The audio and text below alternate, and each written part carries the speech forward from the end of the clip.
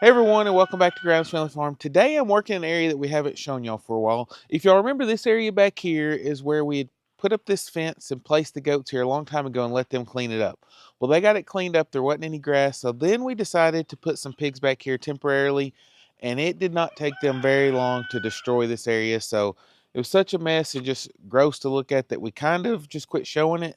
And now we've sold those pigs, so I'm going to see if I can't get this cleaned up because we've got a major transformation that we're going to make happen back here. We're restructuring a lot of stuff on our farm, and hopefully we'll be able to get this a little nicer back here, and you'll enjoy what we turned it into. It's going to be a long project, so you'll just get to see it in stages, but the big plan is I'm going to get all this mess, all the fences taken down. I'm going to take down the old chicken pen that's inside there. I'm going to either use the tractor or the dozer or something, get all this ground cleaned up.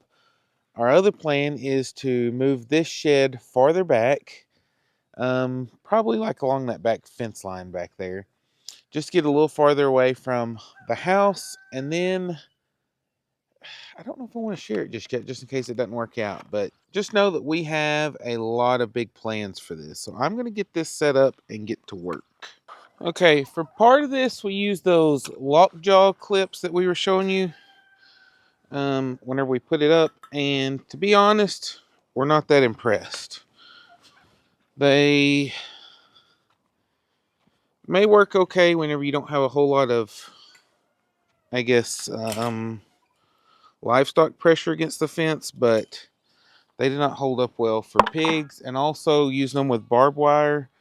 My dad's got some that he's used on barbed wire for his cows, and they push them too. So, not a huge fan. We'll probably, unless it's just something that's for like a garden area or something, we'll probably not use them much anymore.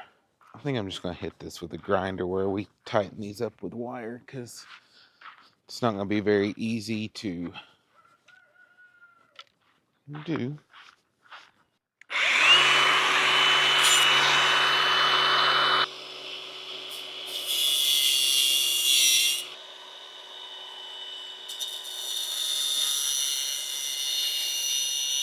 Yeah, on these I just used electric fence wire to tie them together. So should make it relatively easy to just hit those with the grinder to take them off.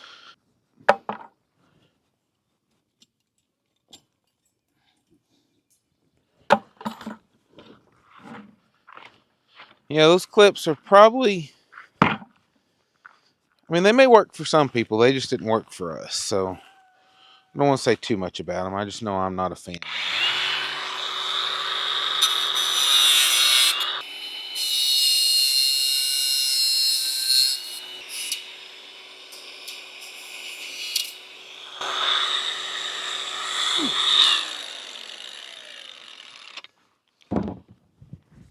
I was going to knock over the camera with that one, but it was farther back.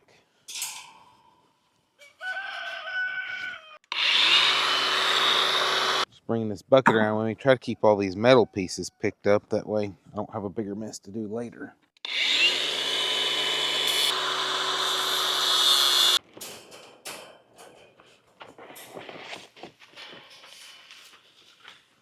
think I'm going to take down this electric fence just to get it out of the way.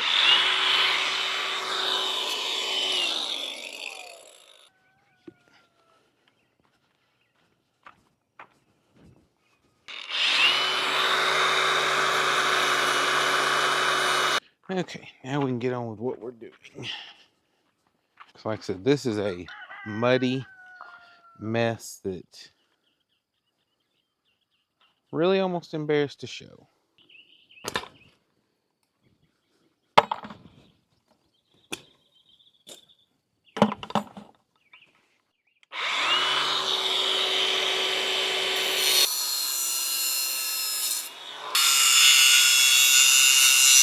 I think I'm just going to keep on working my way down, cutting these off, and then whenever I get to a corner, I'll take all those down at once.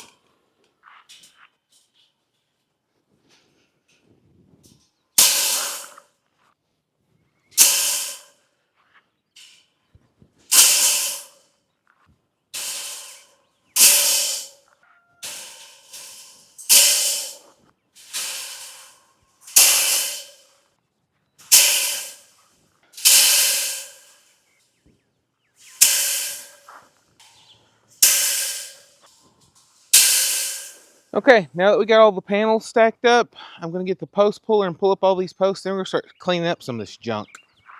Okay, I just have to say, I don't know how in the world we made it our whole lives, even growing up, without one of these post pullers.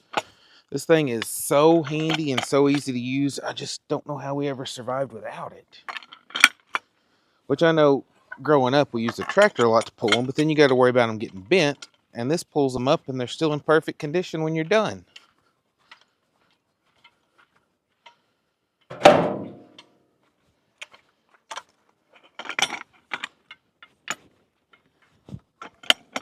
And we've pulled them in soft ground, hard ground, you name it. It works. Like I said, hard ground, you got to take smaller bites with it, but still pulls them right up. Can't tell you how nice it is going to be to have this thing cleaned up back here.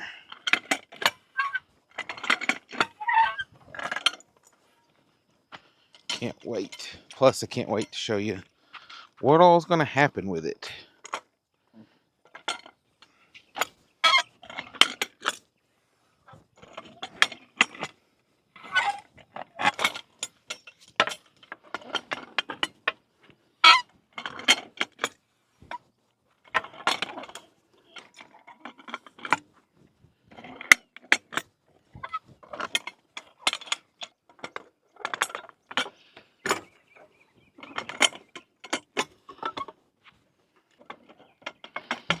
This one was not in much at all.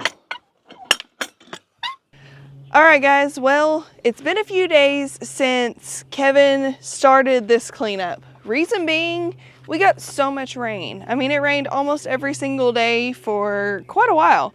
And this turned into a mucky mess since, as you can tell, it's just mostly dirt. And we weren't really able to get back over here.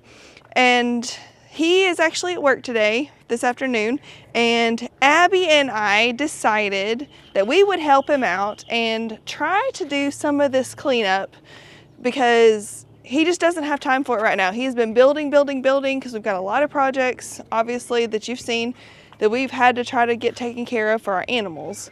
So we are going to try to get the rest of this stuff picked up and put away. We're not going to be able to pull up the beams or anything like that. That's going to be a job for him for another day because that's just not something we're capable of. But we can get rid of all these timbers and all this mess that's out here and try to get it cleaned up to where all he has to do is just pull everything up and dispose of it. So that really shouldn't be too bad. So what we're going to do is we're going to take these timbers. We are going to put them in one of these big white feed sacks that we had and stack them in there neatly.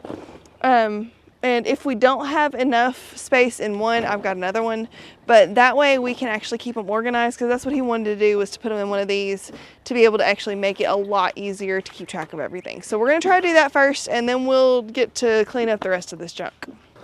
Oh, you got the first one? Yep. All right, well, I'll try to get it stacked in there, because we're going to go, I'm going to pull out the sack a little bit better. And we were intending to use these for some sort of raised beds or something at some point. Don't know, but for now, they are just going to go out of the way. I'm going to get them over here faster than I can stack them in the sack. They're not very heavy. No, they are nasty though. Ugh. That just went in my hair. Yeah. Smells like pig mud. Yeah. All right, let's grab some more of these.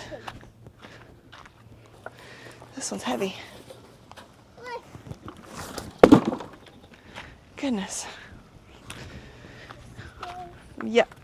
And this water is good. Yeah, we will dump that whenever we get done with the rest of this and just let everything finish drying up. Make a big pond. Kind of.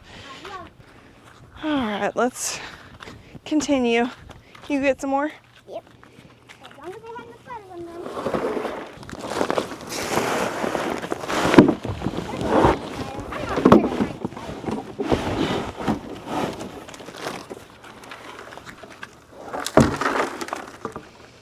I may let that one sit for a little bit. Yeah, it's like pouring out mud. Yeah, it's pouring out mud right now. No, it's not pouring, but it's like surfing out mud. actually work on it. Okay. Oops, sorry. Yeah. Ugh. Nope. We'll let that sit for a minute and empty. That way it's not so heavy. Ah, I made a seat. No sitting on the job. It's easy to make a seat out of a piece of wood and a cement block. Yeah. And And bring me some more timbers. yeah.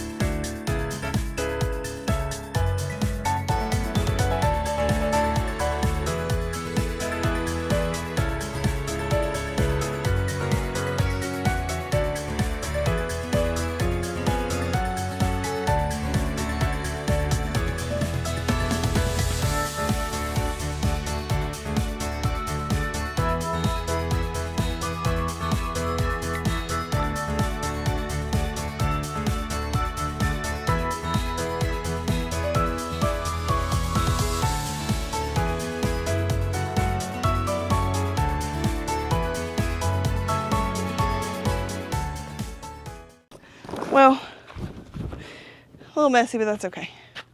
Part of work, right? Let me see what we got down here. Start at the back and work my way forward. Some of this stuff, I don't even know how it got into the pig pen.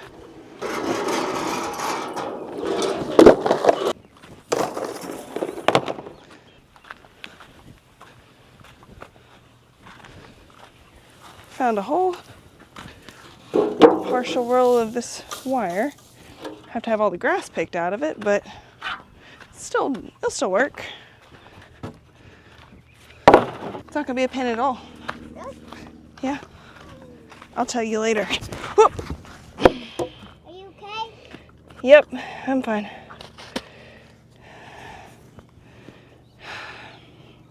What happened? My leg gave out and I tripped. You saw nothing. You saw nothing. Hey, I fall all the time. Yeah, that's not fun. To fall. A little embarrassing to fall on video.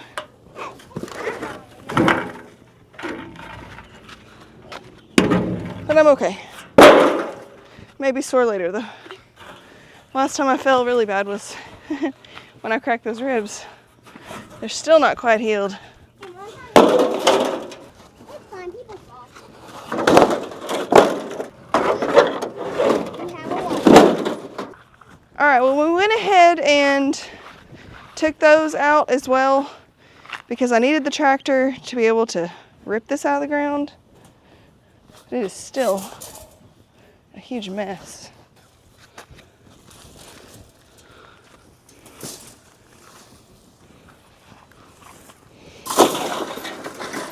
More for our pile.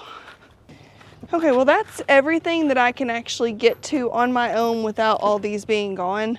There is a wooden gate over there and there is a chain link gate in the middle also, plus a panel, but they are buried so deep that it's gonna require the tractor, but all this stuff needs to come down first to be able to get to it. So whenever we go to taking this down, we can focus on that too. We'll just have to be careful because I know there's some screws that are sticking up, so have to be careful about tires and stuff. But I think Abby and I are gonna start hauling this stuff to get rid of it. I'm not gonna bore you with that, but while we're doing that, I'm going to show you something I filmed yesterday. Yesterday I was off all day and I decided to make a loaf of sourdough bread, and several of you asked me about my recipes, and I found one that I liked, that I'd made some adjustments to that everybody else liked. So it takes all day to bake it. You don't spend all day working on it, but that was what I did yesterday, and I actually filmed it so that you guys can see it. So I'm gonna go ahead and insert that here. Hope you guys enjoy it. It turned out really good. All right guys, so as promised, today I'm going to make a loaf of my sourdough bread that I've been working on.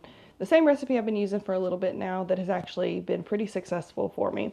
I did make a couple of modifications and I'll tell you about those as I go. And I've pre-measured some of my ingredients, but not all. I didn't do my starter because I intentionally wanted to show you what it looks like today and tell you what I did to it to get to that point. So this recipe, let me flip back over to the ingredients part.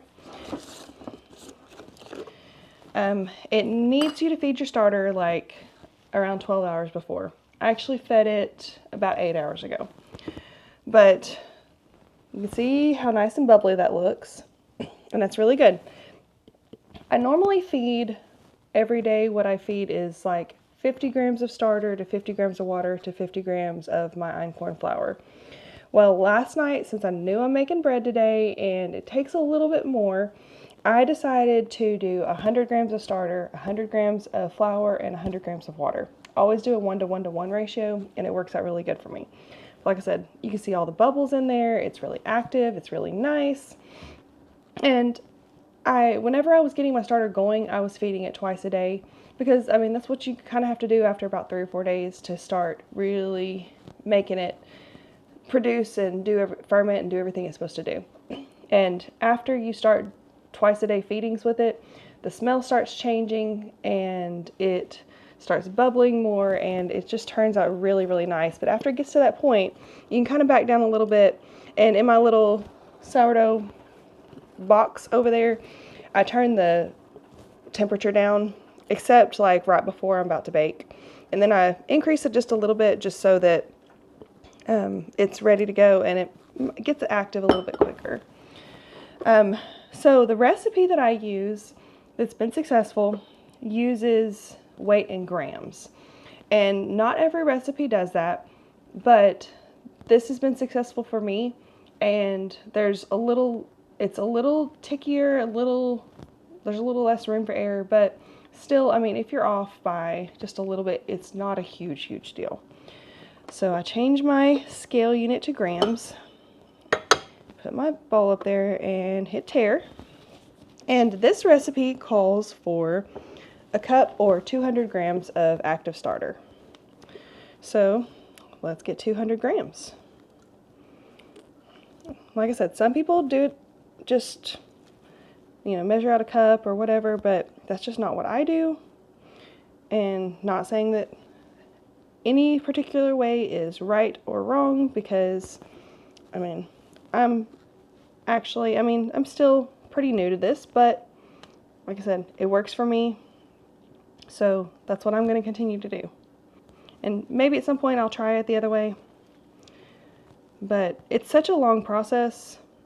It's going to take me most of the day to get this done. So I would rather do something that's going to be successful versus not. Okay, in just a little bit, I'm going to feed this. I'm going to measure it out, feed it, change it to a new jar, all that good stuff. So I'm just going to set this to the side for right now because I don't need it at this moment, but figured maybe I'll show you a sourdough feed too. Okay, so the first step is to mix the dough ingredients. So those dough ingredients are my 200 grams of starter. I'm going to move my scale to the side now. 1 1/4 cups or 300 grams of water, which I did here and I measured out. It says 4 1/5 cups or 540 grams of all-purpose einkorn, and 2 teaspoons or 10 grams of salt, which I just put onto here just to make it simple, fewer containers, fewer dishes. And then one thing that we noticed the first time I made this recipe was that it didn't have any sweetness and it didn't really have much flavor, honestly. So I was reading and I was like, I can probably add some honey. So I was reading a couple different forums and they suggested adding around 40 or so grams of honey. So that's what I've got here. And I think that's around 45. It's not an exact science. It's not a huge deal. That's one thing that one of the sourdough classes I went to said, sourdough can be a little forgiving. You want to be, reasonable, but, it's not that serious. Don't stress. So that's something I'm trying not to do. But my recipe wants me to add all these things and mix all of the ingredients together. So let's do that. So I'm gonna put my flour in first. Flour and salt. There we go. I'm going to need to grab a spatula. Go ahead and pour in my water. My sticky honey here. And now I'm going to dump in my starter. And when I was reading about the honey, it said go ahead and just mix it in with the rest of your ingredients. And when I did that, I've been successful with it, so I'm not gonna change that up. It definitely worked. Mix it till everything is mixed really, really well. And I'll show you what the dough looks like when I get it there. It's a really, honestly, like I said, it takes all day to do this, but it is not hard. That's one thing I want to stress about it is that it is really not hard. I just have to have the time to be here to deal with it because, I do have to periodically do stuff with it, but I don't have to be just like dedicated to my sourdough all day. Nothing is left dry in there, and that's my dough. So what I'm going to do is I'm going to get a towel, I'm going to cover it and set it to the side. And in 1 hour, we will start doing some stretches and folds. All right, so before I just put everything away, I always make a practice of going ahead and feeding my starter whenever I use some. Go ahead and get it in a clean jar, feed it, and we're done for the day on that. And so I'm going to do that now. And I haven't decided, I might do some more baking with it tomorrow, so I usually feed it a little bit extra, like I was saying earlier, on the days that I'm getting ready to do something with it. But been pretty successful at keeping this thing alive. I did have to restart. It was probably a month in to the whole process because we had gone out of town for a couple days. I didn't feed it as quickly as I should have, and then it turned out to not be so good. Okay, that's like 50 grams right there. All right, so I'm gonna put in my 50 grams of water that I measured out, and now I'm gonna do 50 grams of flour, mix it up, put it back in my box. It is literally that simple. And I do have to open up a new thing of einkorn, which I need to place an order with Azure Standard because it's probably gonna be a lot cheaper for this stuff than having to order it online. But we wanted to make sure that this flour was going to work for me before we bought like a large quantity like Azure would sell. Just because, be kind of foolish to spend the money because einkorn is an investment. It's not cheap. But to have something that actually works for every one of us and we can all actually eat the same bread, it's fantastic. Because with my gluten intolerance, a lot of things don't work, but a lot of things really don't taste good if you just make them gluten-free. I've found recipes that do, and, I've been, open and honest about that, But this has really helped. This has really been good. And I'm super thankful that I do have this option to be able to use this einkorn. So my sourdough is mixed. I'm going to put my coffee filter and my jar lid back on there and put it back in my box. And then we are done until the hour is up for that. Alrighty, so it's been an hour and now I am going to start my stretches and folds. Lovely subscriber sent me this dough mat, so that's what I'm going to be working on. I kind of generously floured this just so I wouldn't have any issues, and I actually bought this little scraper at IKEA, so I'm going to use that to help me scrape my dough out onto the dough mat. Oh yeah, I don't have to get my all over my hands, all that just yet. I'm going to flour the top of the dough and move it over here to the actual center of this mat. So I want you to gently press this out into a rectangle. So that's what I'm fixing to do. And this is a series of stretches and folds, but it happens 15 minutes apart. So I'm making my rectangle now. And so what I'm going to do is bring it to the middle, bring this one in, fold, and fold. Now, that's my first set of folds. I'm going to put it back in that bowl, cover it again, and set my timer for 15 minutes. And we're going to do this. This one calls for 2, but I think I'm going to try 3 or 4 this time. Reason being, I read somewhere that can help give it a little bit more structure, and last time I felt like I needed a little bit more than what I had. So I'm gonna let this sit for 15 minutes and then do this all over. All right, so that was the first 15 minutes, and kind of spread out a little bit, which is a good sign. Get my dough scraper, scrape it back out of here. I'm super excited to find these little scrapers at IKEA for only a couple dollars, so that was nice. So same thing, I'll flour the top, make sure it's not going to stick to the bottom either, but I'm just going to take it, flatten it back out into my rectangle. Here we go.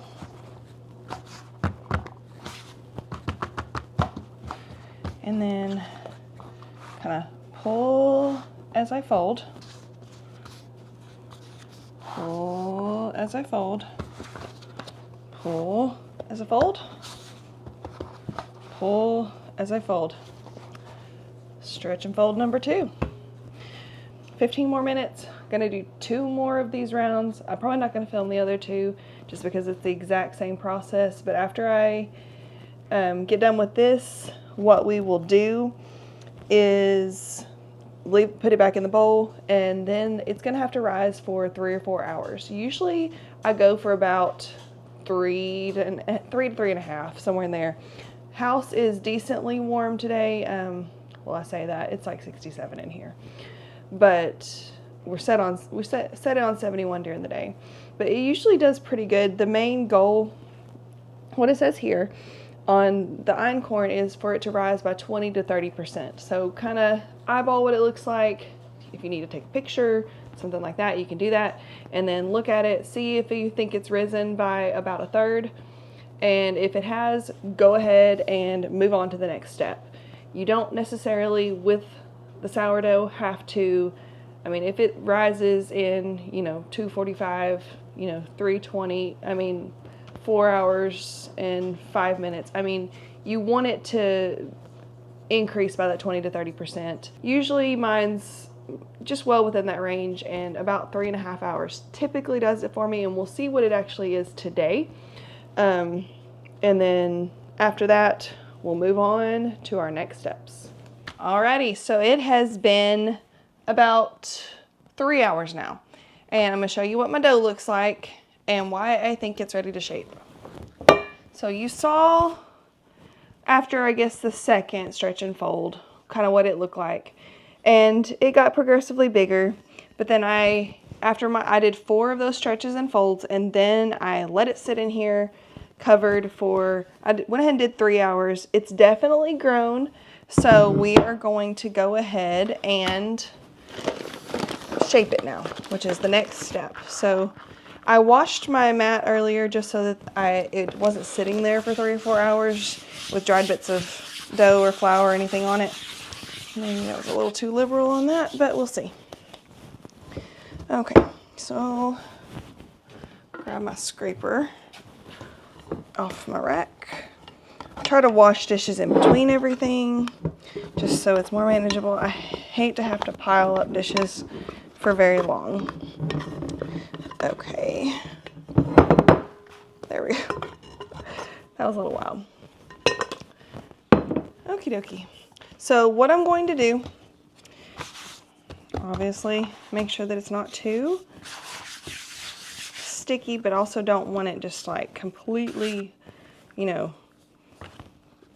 completely saturated with flour so that it gets too thick. But you want to pull the sides of the dough all the way into the center. Just over and over and over. And you want it to kind of form a tight ball. And like I said, this is a little sticky still, but I'm trying to not overdo it as far as adding flour, just so I don't wind up messing it up. Yeah, I work it until it is really, really tight, because I actually did one not too long ago where I guess I was in a hurry and I went a little faster and I didn't roll it as tightly because I was like, ah, it'll be fine. It wasn't fine. I mean, it was, because it tasted fine, but it didn't have the same structure as what I would have liked for it to. All right, so something else I read said to kind of do like a crisscross. So now I've got my banneton. That's this little basket deal. You don't have to have a fancy banneton. There's many other ways you can do it. I always flour it kind of liberally and then take any excess and just dump it out. So now it feels pretty firm. So since it says to put it in here seam side up, and something else I had seen said to go ahead and stitch it here as well. All right, and now I've got it done again. I'm going to let that rise for 30 minutes, and after that time, we got to get the Dutch oven out and put it in the oven, heat it up, and get it ready, because we are very, very close now. So what I did was, after I'd put it in the banneton, I let it rise for 30 minutes. And then at that point, what I did was I turned on the oven, and I also put my pans in there that I'm going to use. Typically I use like a Dutch oven type pan and just do just an artisan type loaf. This time I want to try it in an actual loaf pan.